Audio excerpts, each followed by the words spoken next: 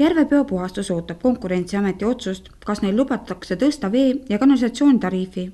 Kui vastus peaks tulema positiivne, hakkab uue tariifi järgi maksma vee- ja kanalisatsiooni 1 kuupmeeter 2,30 eurot.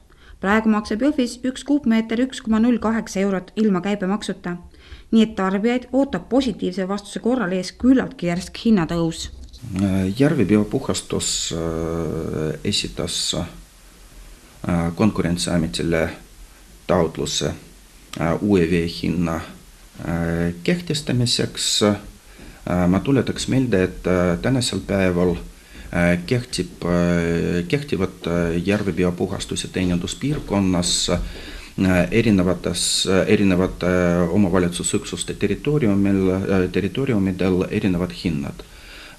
Näiteks Kohtla-Järvel Järve ja Ahtme linna osas kehtib veehind 1,73, Oru linna osas kõigest 98 senti, Jõhvis 1,08 euro, Püssis 1,28, Kohtla-Nõmme 2,01, Järveküla kõigest 88 senti.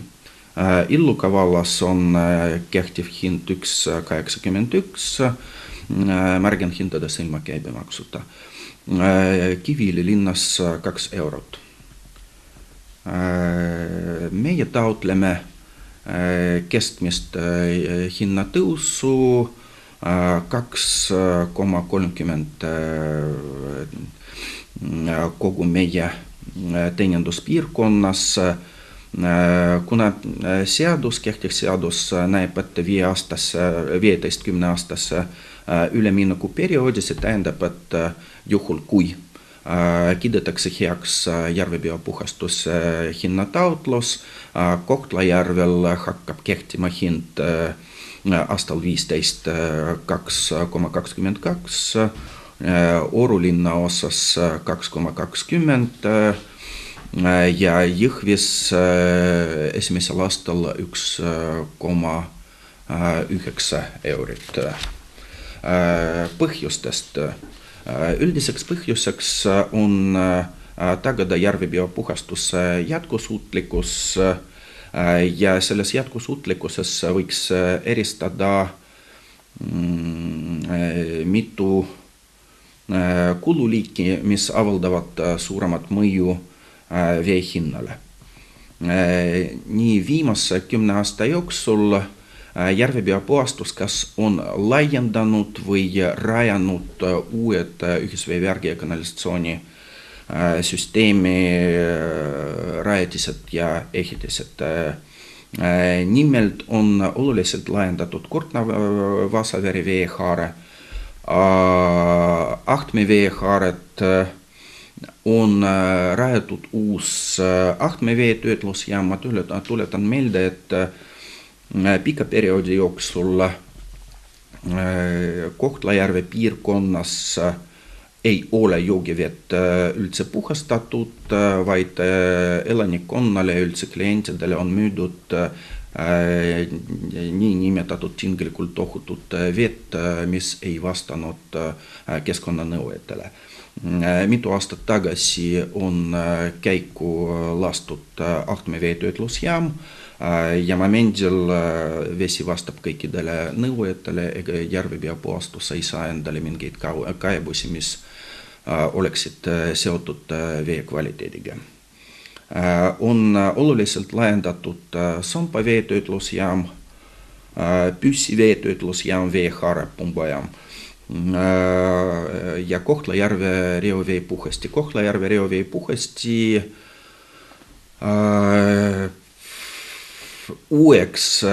täiesti uueks komponendiks on nii nimetatud settekäitlust. Ma tuletaks meelde, et enne rekonstrueerimist ja laiendamist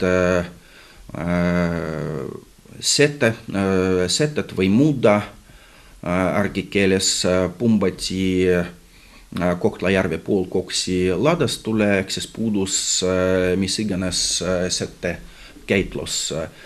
Momendil settekäitlus täiesti toimib Kohtla-Järve reoveepuhastil Ja milleks ma nimetasin neid komponente, et tegemist või neid objekte, tegemist on kas oluliselt laiendatud või uute objektidega, mis eeldavad kulusid oma hooldamiseks ja opereerimiseks. Veel tõi Vladislav Petuhov välja hinnatõusu põhjusteks selle, et järvepeo puhastuses on tekkinud täiesti uued kululiigid, mis on seotud uute objektidega, mida varem ei olnud.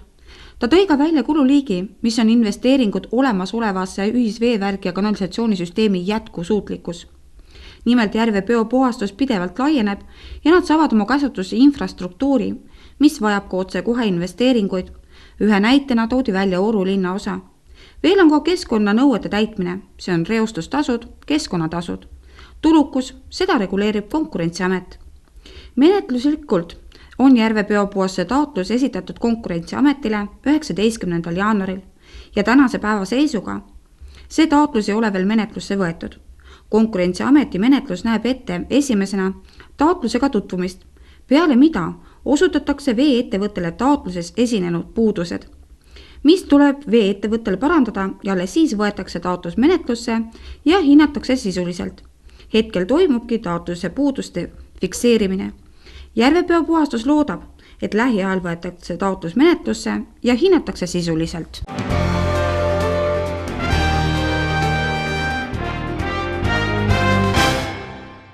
17 aastat Viru Keemia Grupi koosseisu kuuluvat ettevõtet VKG Transport juhtinud Raimond Niinepuu lahkub kevadel kontsernist. Nagu ma juba ütlesin, et 17 aastat on väga pikk periood ühes ettevõttes. Ja just sellest tulenevalt, et kui VKG Transport alustas 17 aastat tagasi, siis oli ettevõtte aastakäive 1 miljon euri ekvivalendis 1 miljon euri aastas. Tänaseks on see 2014 aastakäive oli 18 miljonit, ehk et see on kordades suurenenud. See nüüd ühelt poolt, teiselt poolt on see, et täna on VKG jäänud sellisesse tegutsema ütleme siis põhitootmisel ehk et õlitootmisel ja kindlasti see mingil määral siis pidurdab ka ütleme siis alternatiivsete siis teenuste osutamist, ehk et siis täna on selline VKG Transpordi jaoks selline pisut vaiksem periood ja just sellisel perioodil ongi õige aeg vaadata, mis pakub turg alternatiivsete võimalustega. Hetkel ma nimesid või konkreetseid nimesid ei nimeta, need on olemas, ütleme, et nad on ka täna olemas, et nimetame siis seda selleks, et niimoodi, et nad on tööd siis olevate projektidega VKG väliselt. VKG Transport on Viru Keemia Gruppi kuuluv tütarettevõte, kus käesoleval ajal töötab 157 inimest ja 2014. aasta käive oli üle 18 miljoni euro. Ettevõte ostab rahvusvahelisi ja riigisiseseid auto- ja raudteetransporditeenuseid, veab ohtlikke veoseid autotranspordiga, remondib ja hooldab raudteid ning ostab kaubavedude ekspediitorteenuseid raudteedel.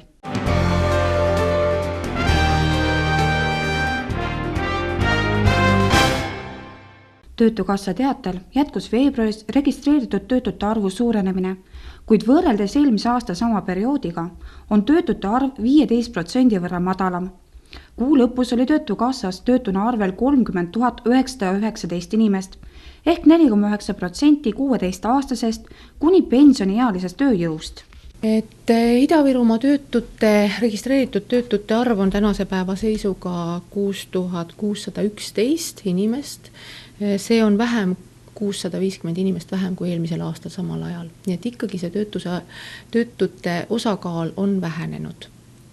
Et aasta alguses oli meil päris palju uusi tulijaid, aga samal ajal väga palju inimesi liigub ka tööle. Nii et meil on töökohti hetkel pakkuda Ida-Virumaal läbi Töötukassa 594 töökohta, et peaaegu 600 töökohta.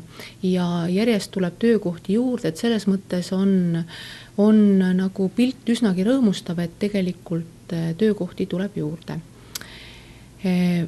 Aga need 6611 inimest tegelikult ei ole ju lihtsalt töötuna arvel, vaid nad on erinevatel teenustel.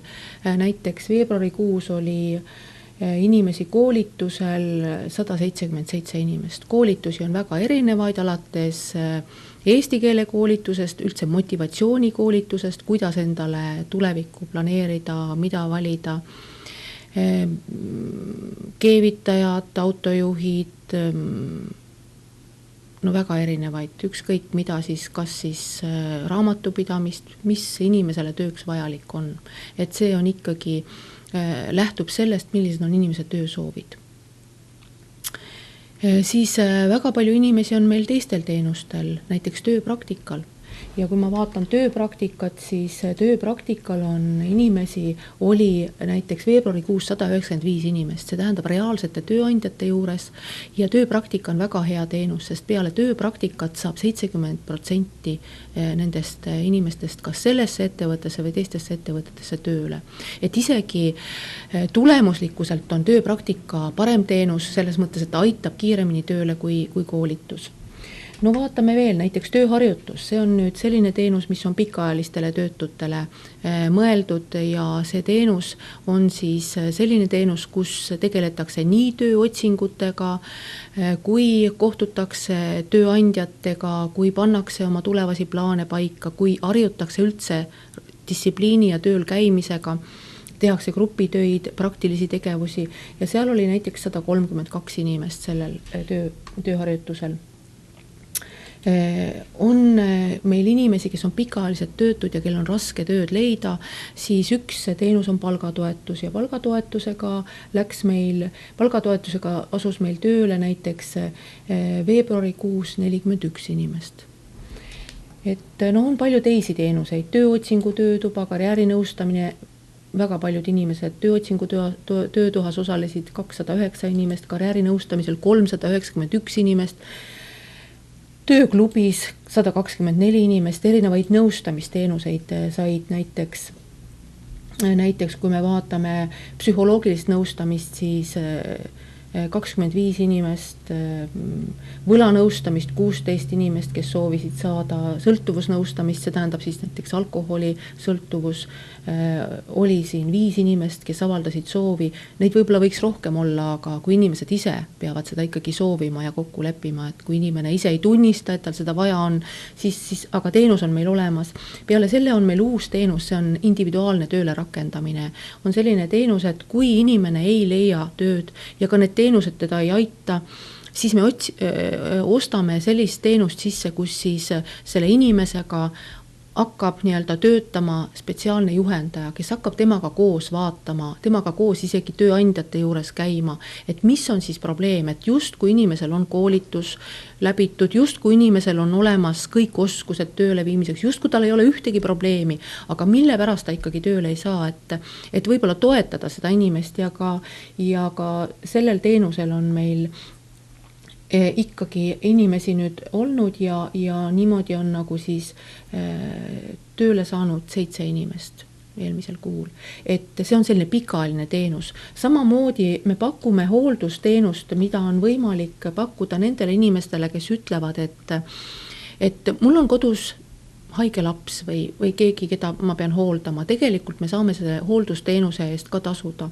Et kui inimestel huvi on, aga see on selline teenus, mida praegu meil kliendid väga ei taha kasutada.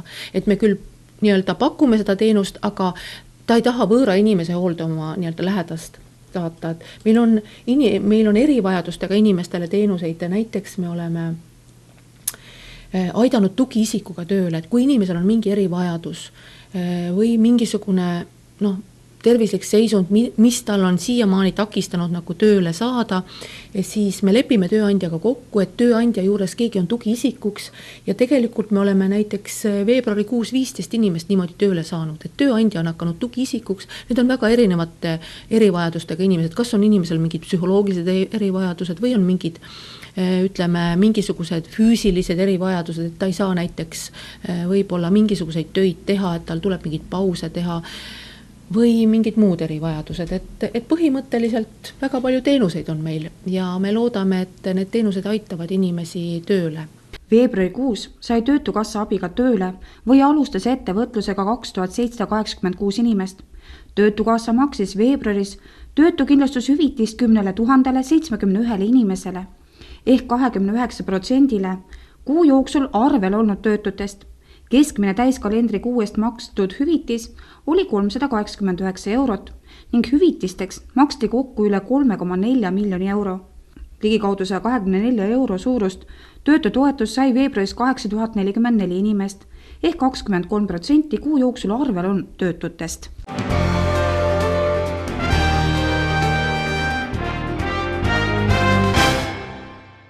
Varasemate külaskäikude põhjal on juba rõõm tõdeda, et järjest enam saadakse koduse tuleohutuse olulisusest väga hästi aru ning mõistetakse, et eelkõige saab ohutus alguse meist endist. Tänavu on Ida-Virumaal plaanis külastada 1460 kodu, mille käigus päästjad vaatavad koos korteri ja maja omanikega üle tuleohutuse nende kodudes ja selgitavad välja tuleohuga seotud riskid. Peale selle vesteldakse samuti teemal, kuidas kaitsta majapidamist võimaliku tulekahju korral. Vajadusel paigaldatakse suitsuandur või vahetatakse välja ka patarei. Kodukülastusi kodu tuleohutuks teevad päästjad tasuta. Suitsuanduri puudumisel kedagi kodukülastuse ajal ei trahvita, vaatamata sellele, et aastast 2009 on kõigis kodudes töökorras suitsuanduri olemasolu kohustuslik.